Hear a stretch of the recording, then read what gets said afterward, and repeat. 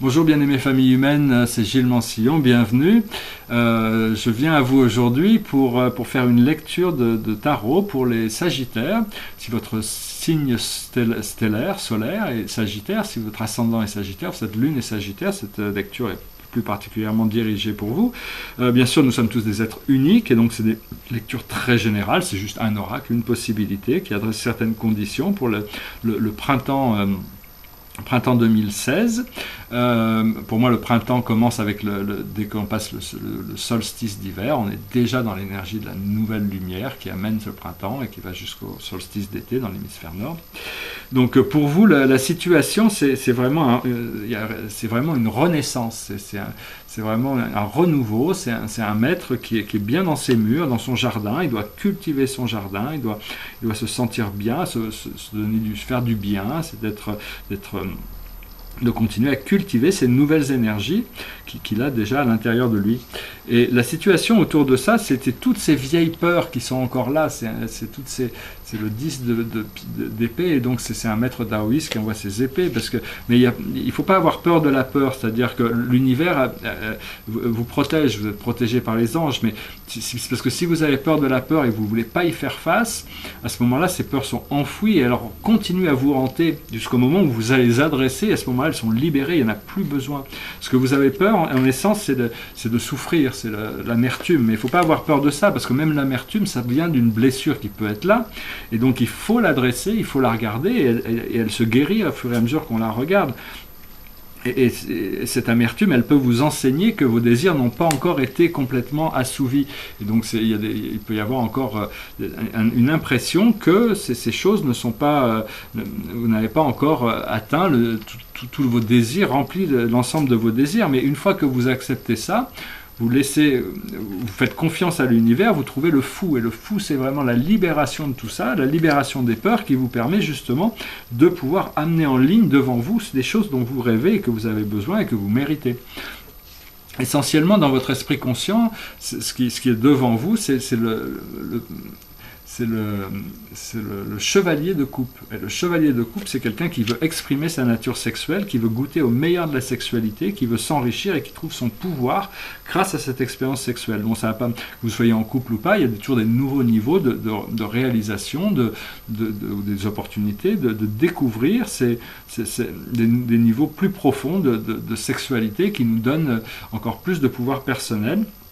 L'idée, c'est de ne pas essayer d'aller au fond du lac, de ne pas racler le fond pour pas avoir cette boue qui peut remonter. C'est de rester vraiment dans le plus pur, le plus léger, de rester léger et profiter de cette eau, de ce lac magnifique, de la sexualité.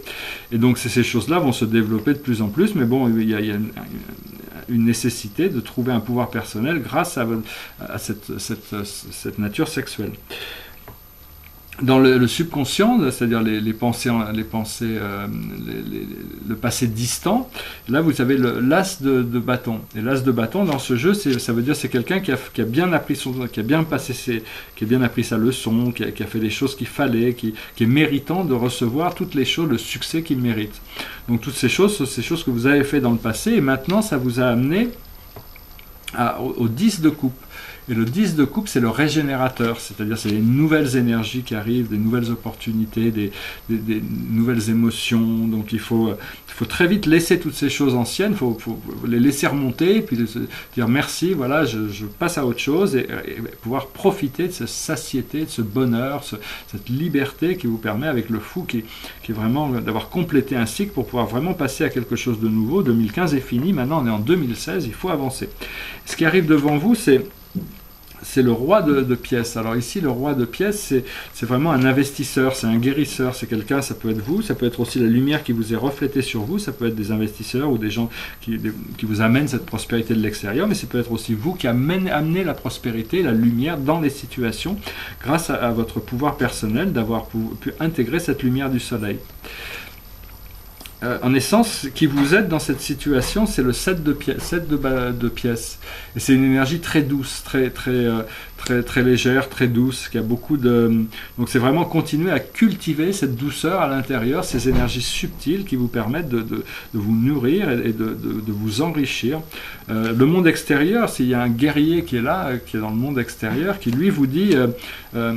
les choses vont avancer lentement mais sûrement. Donc c'est vraiment, c'est-à-dire qu'il n'y a rien à craindre du monde, quoi. Le monde, au plus vous cultivez cette douceur en vous, au plus le monde va finir par vous refléter ça.